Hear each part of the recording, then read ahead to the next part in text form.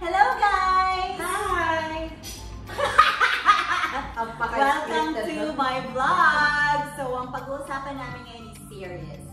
Hindi yung puro kalokohan. Meron kayong matututunan guys. Oh, shout out to Kuya Dada. Yeah, hi Adonis! O ano? Shout out sa'yo kami, diba? Alam mo dyan na. Kuya Dada, artista na ako!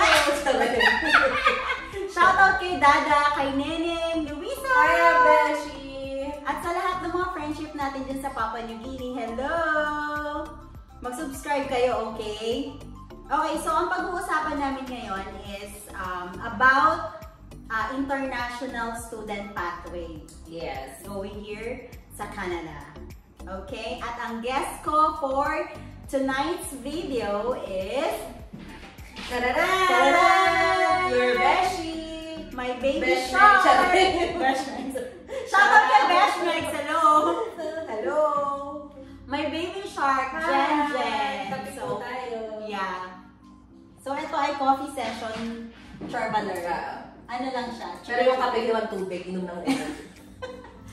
Okay, so dahil ang pag-uusapan natin is international student pathway, i-discuss namin sa inyo guys kung ano yung mga process, yung mga documents na kailangan, kung magkano siya, kung gaano katagal, kung kailangan nyo ba ng agent or pwede nyo na lang gawin na kayo lang. So yun, ang una natin is, hindi, may tanong pala ako sa kanya. Unang tanong. Wala ka lang ba? Parang alam ko na. Parang hindi ko alam yan. So, ang unang tanong is, bakit si Canada? Why did you choose Canada in the first place? Yung second place. Yung second place, saan na yun? Okay. First place, So, sa first place. place, so inspired yun ng, yung friend ko, si Vanessa, nasa Alberta. Hi, Vanessa! Shout out!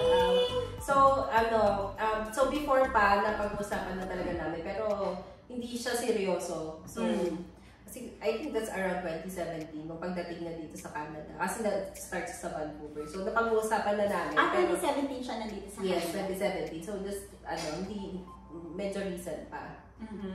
So, ayun, napag-uusapan namin. Pero, hindi siya seryoso na parang yung sagot ko para lang ay, oo, no, parang ganda-ganda dun sa kanila. Parang nakikisang-ayon ka lang. Parang, though, kahit tumalit ako, parang, alam mo yun, syempre, Canada, US, parang laging naririnig. So, parang gusto mo. Pero, hindi siya yung talagang, pupunta ako doon.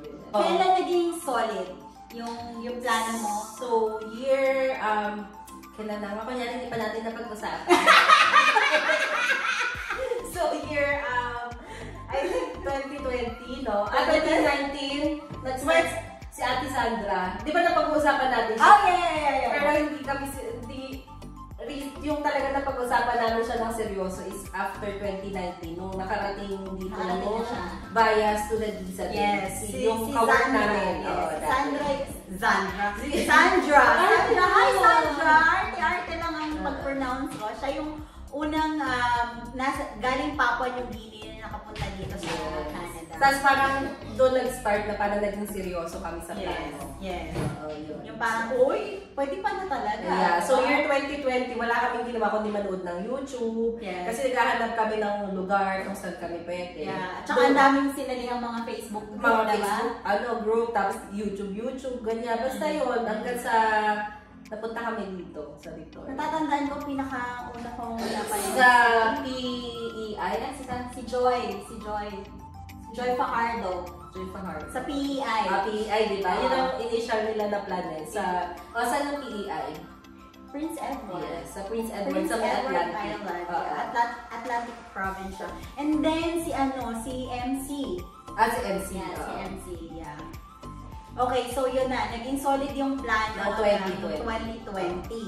Doon na kami nag-start talaga na mag-research, tapos maghanap ng agent, tapos hanggang sa nag-start kami ng process ng visa. Kasi may introduce si Oh yeah, kasi in-introduce. Oh, galing mo! Paano nalaman? Parang hindi ko natin yung friend ko, si Vanessa, shoutout ulit. Parang in-introduce na kami dun sa friend niya na immigration lawyer. Si Ate Nina. Hi, Ate Nina! Ate Nina! So, ayun. So, in-introduce na kami kay Ate Nina. Tapos, ginaid niya kami sa mga documents and sa process na gagawin namin. Okay. So yun,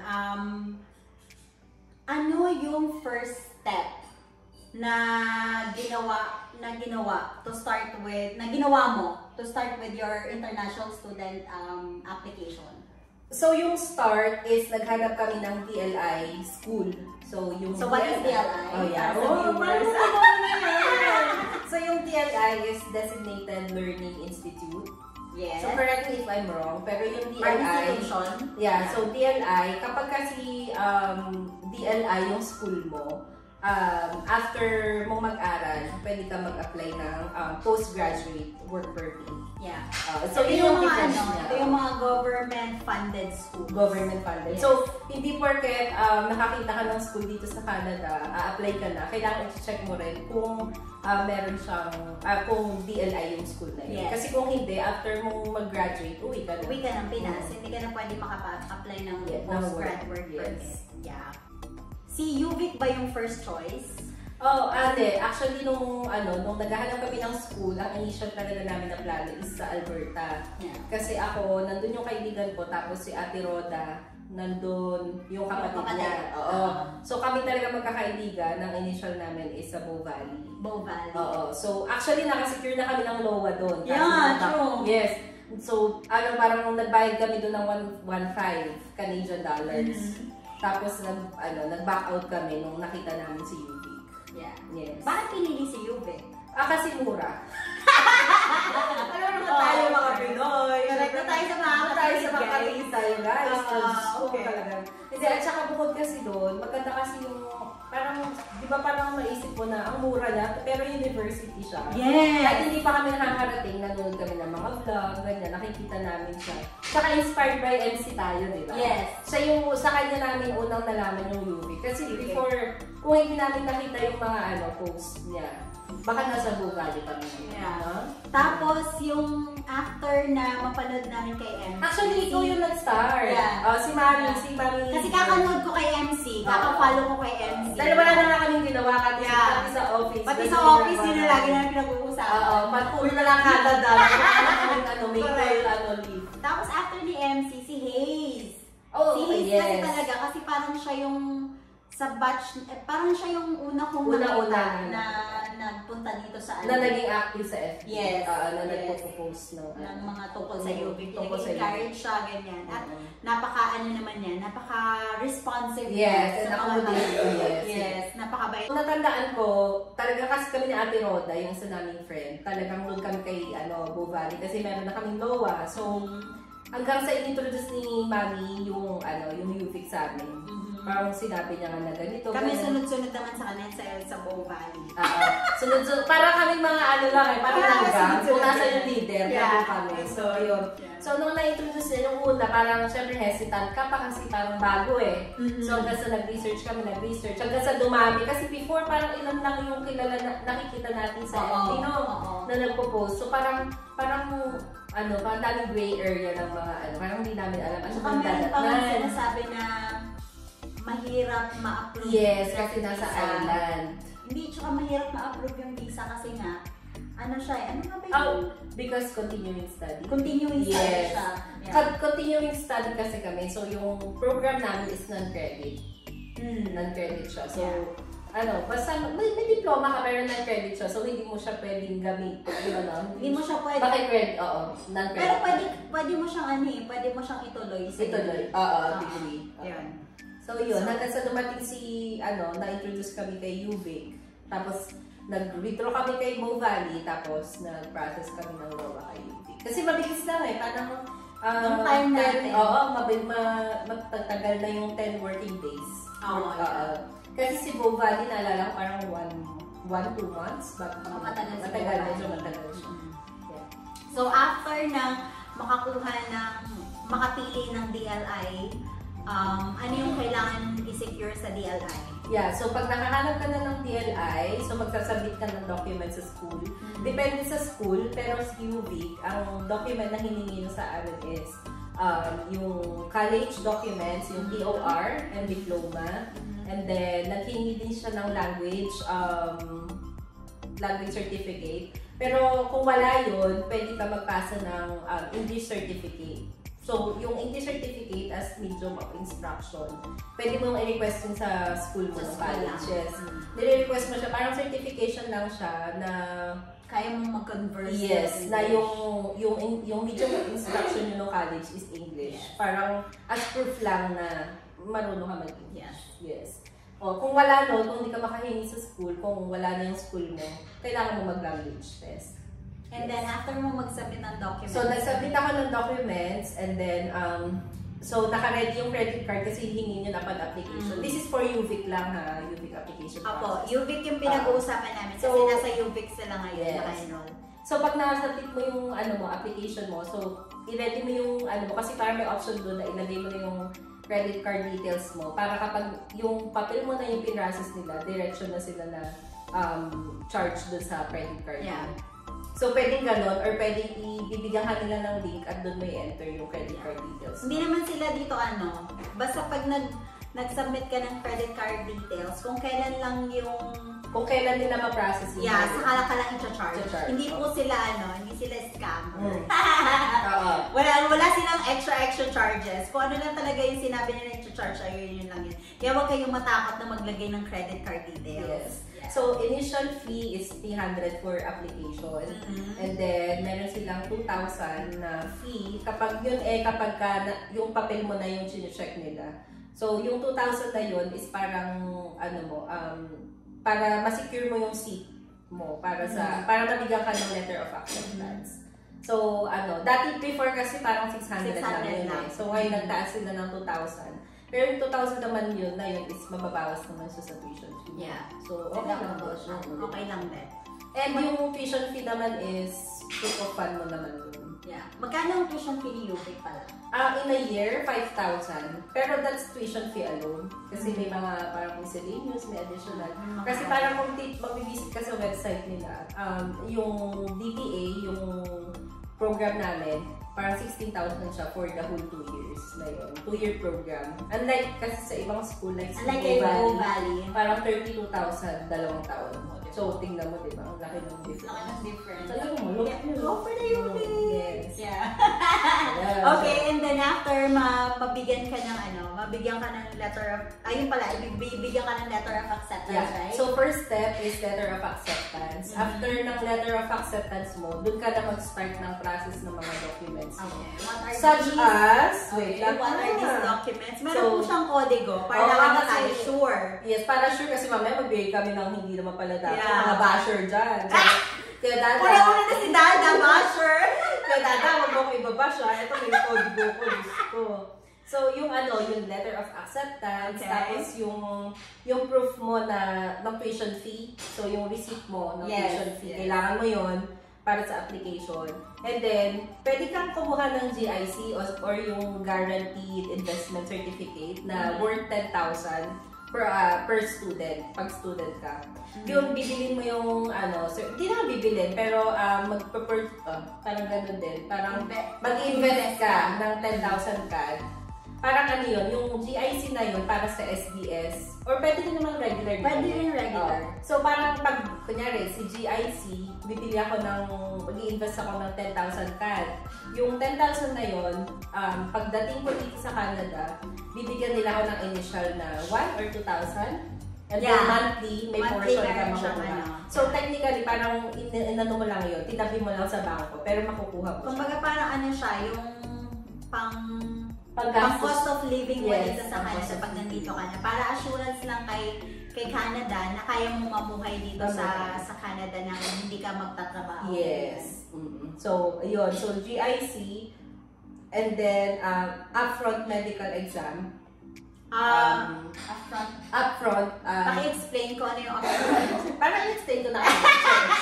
So, yung upfront medical, pagka nag-medical ka nang hindi ka pa nakaka-lodge ng document. Yeah. So, kumbaga parang in-advance mo na yung medical mo. Ganyan. Kasi minsan mahirap makakuha ng slot sa sa mga clinic. So, okay din naman na mag-upfront. Or kung ayaw mo naman, pwede ka naman mag-medical after mo mag-apply kasi magbibigay naman request for medical and biometrics.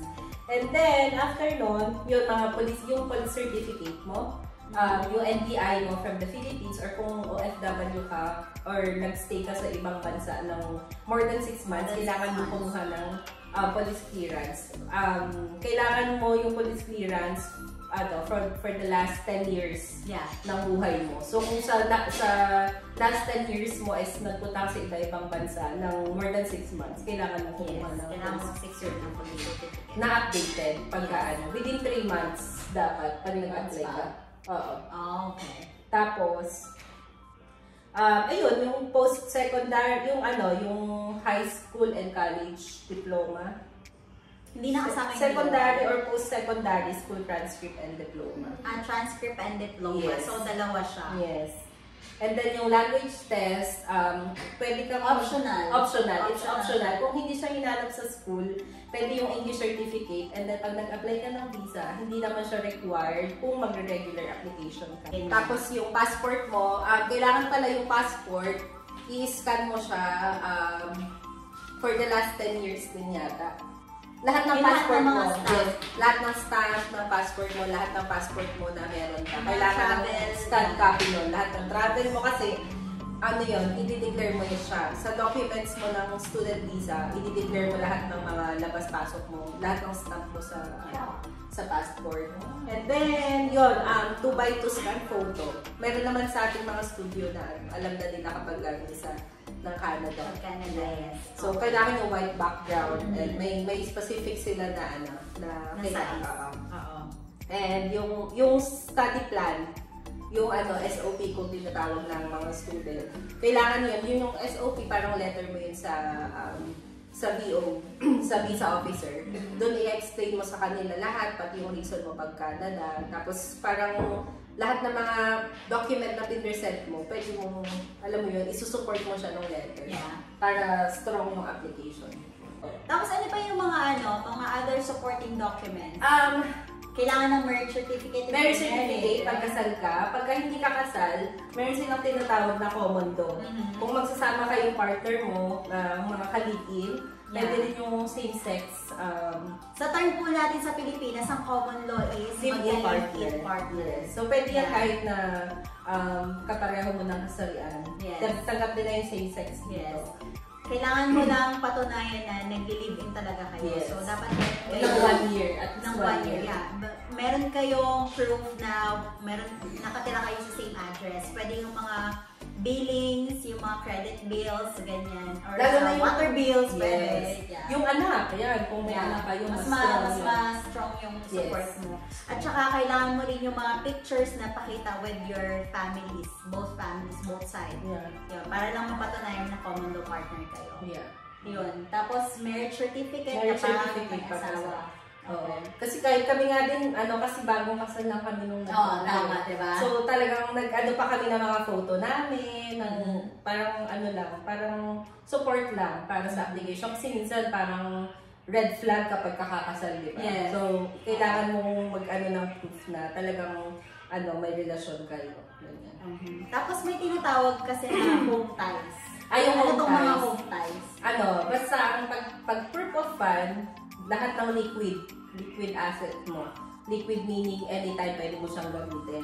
Pagka, may may lang ako dun sa proof of funds, liquid siya dapat. Pero, pwede mong isama yung mga investment mo. At saka yung, sa amin kasi, sinama namin yung sa ProLife, yung fund value ng insurance namin, which is, siya kasi, pwede siyang i-withdraw anytime. Yun yung mga ganun lang na kailangan mo, na pwede mong isama sa proof of funds. Yung nandyan siya na pwede mong i-withdraw anytime. Kaya siya tinawag. Kaya siya na liquid. Anything na wala din sa criteria na yun. Happy ka ba? So, happy! Ikaw na, So, anything na wala dun sa criteria na yun, magpo-fall sa home ties. So, di ba, nag-present ka ng mga properties mo, yung mga deed of sale, or yung mga, ang tawag doon? Titulo ng lupa, sasakyan, mga kung anek-anek mo na property. Magpo-fall siya sa home ties. Bakit kailangan ng home ties? Kasi, di ba, technically kasi, pag student ka, So, ang thinking nila is, student, mag-aaral ka lang dito for 1 or 2 years. After ng study mo, babalik ka sa bansa kung saan ka talaga nakatira. So, hindi kasi, di ba, student visa ka eh. So, hindi siya talaga permanent. So, kailangan, i-prove mo na may babalikan ka sa Philippines. Kulmari lang po na hindi tayo dito nag-i-aim ng Oo, permanent residency. Hindi babalik kami Pero ilang taon na nandito pa rin sa Hanggang sa tumanda na dito.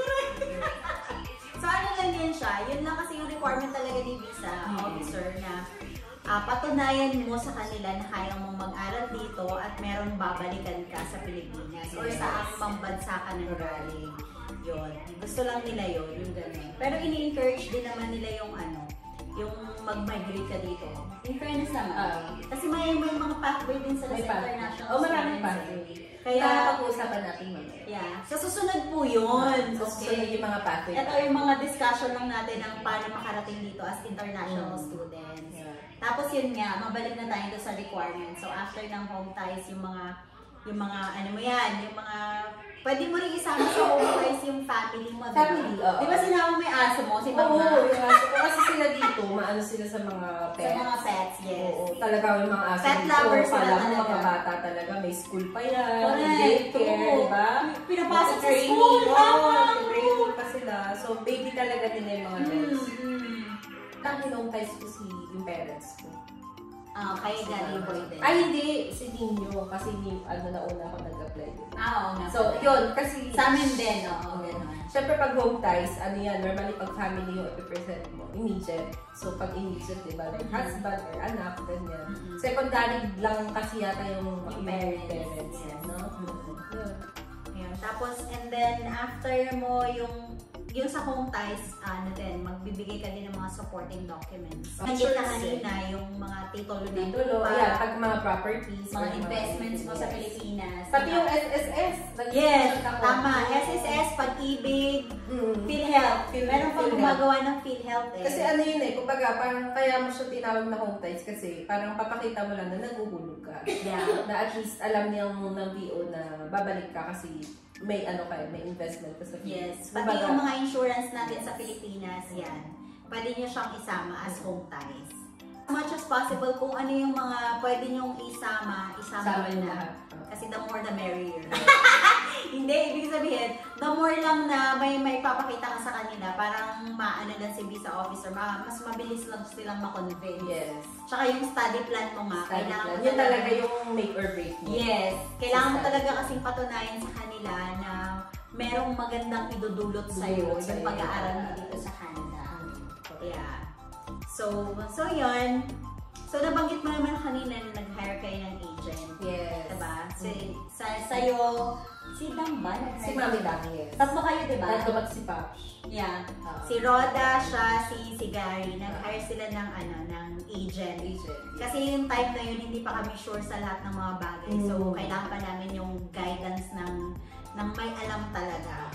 Yeah. Saka kasi busy din tayo kasi nag-work. Kaya parang, nag-research kami pero hindi talaga namin siya yung 100% na nandun kasi may trabaho rin kami. Kaya mas kumuha kami. Pero yung iba, ngayon kasi karamihan nagdi-DIY yes, na. Nagdi-DIY na. And then yung sa akin yung apply ko, DIY na din. Yes, pati yung husband ko. Yeah, okay. So yun. How much yung kailangan mo ipakita para sa pag-a-apply mo ng as international student? Okay. Sa proof of fund, ang minimum requirement ng IRCC, hindi ko lang kung updated na to, pero nung time namin is 10,000 para sa parang student. Parang same pa rin naman yata. 10,000 para sa student, and then 4,000 para sa husband, kung may family, yung may husband ka. And then kung may mga anak ka, 3,000 na yan, then succeeding. Tama ba? Oo. So, pero yun lang ba talaga yung pinapakita? Or hindi. Sa case natin, di ba? Sa case natin, more than, di ba? Parang tayong pera. So sa case namin, kasi di ba, syempre, kailangan kung ganyan, doon ka na sa strongest application mo, di ba? So kami, as much as possible, we-make sure namin na mas malaki enough siya. Na hindi isipin ng VO na wala kaming pang-sustain sa 2 years. Yeah. So kung as much as possible, kung pigain nyo na lahat ng mapipigain mo. Pigain nyo na, ilagay nyo na lahat sa account. Ilagay nyo na lahat. But make sure po na pag nilagay nyo sa proof of funds siya, is may supporting. Support, yeah. Kasi ngayon, kasi nag-higpit si VO na nagbe-verify talaga, diba, sa bank. May mga cases kami nababasa na gano'n, na meron pang na sole, na ibalik yung application. Kasi nung nag-verify sa bank, hindi naman pala ganun yung pera niya talaga sa bank. So, binawi. And then, ban pa yun ng 5 years. 5 years, diba? Ang tagal. So, kailangan po talaga tayo ay truthful sa ating mga ilalagay sa application natin. Tapos kung sa bangko, kailangan mo rin ng bank statement or bank certificate. Yeah. Pwedeng both. Kukunin mo yun sa bangko. Pero pag may mga bulk deposits ka, like nagbenta ka ng ganito, at yun nilagay, yung bayad nilagay sa sa bank account mo, pwede ka kumuha lang ng bank certificate para hindi makita yung kasi red flag kasi pag may bulk deposit, right? Although yung ibang ginagawa nila may explanation. Ayun, pwede din yun. Explain mo lang, kunyari galing siya sa pinagbentahan mo ng kung ano. Yes. Kailangan mo lang i-support. Lagyan mo lang basta lagi may support. Letter and then yung deed of sale nyo, ganyan. I-support nyo lang. Importante yung masusupport talaga yung lahat ng mga nakalagay dun sa application. Yes, correct. Ako pala, yung proof of funds, hindi po ito parang show money lang talaga. Yes, make sure na may pera talaga kayo. Guys! Kasi mahirap po dito sa Canada magastos. Iba talaga hindi biro ang gastos. Kasi sa Philippines pa lang, biruin mo, medical, 10,000. Yun pala. How much nga pala yung naging... Sa medical. Kung IOM kayo sa Makati, ang medical nila doon is 10,000. Kapag St. Luke's naman, 13,000. So, St. Luke's ako 13,000. So, mas mura si IOM. Kaso, mahirap yung schedule. Yeah. So, lagi po kasi dahil siguro mas mura sila. Meron pa sa NHS, sa Baguio naman siya. Parang ang binayaran ni Gary doon is like 11,000. Medical nyo, yung bibigyan kayo ng e-medical sheet, diba? Yes, yung i-upload nyo sa application ninyo. Kasi yung parang isasama nyo yun, yung e-medical nyo. Parang yung document na bibigay sa inyo ng clinic, isasama nyo yun. Make sure lang na lahat doon completed, tapos pass lahat bago nyo isubmit. So kasama siya sa application. Pero yung result ng medical, diretso na yun sa IRCC. Yeah. Sila na yung forward sa IRCC. Okay, nanggaling na tayo sa how much. Doon naman tayo sa how long. How long? Gaano katagal yung process? Yung first From lodgement na tayo, huwag na tayo dun sa planning. Kasi siguro isama natin yung planning. Kasi yung matagal 3 years. So, hindi, doon na tayo yung sa pagkuha muna ng LOA. How long? Sa LOA, depende sa school, pero si UV, nung time namin is 10 business days. 10 nung nakuha namin siya. Yes. Tapos kung ready na lahat ng mga document nyo upon receipt nung LOA, mas mabilis yung Sa amin kasi, pagka receipt namin ng LOA, doon pala kami nag-gather ng mga documents. So medyo nag-take kami ng time sa gathering. So kung gusto nyo talaga yung agad-agad, nag-apply pa lang kayo ng seat sa school, ready nyo na lahat ng documents para pag nabigyan kayo ng LOA, Charan! Meron na kayo.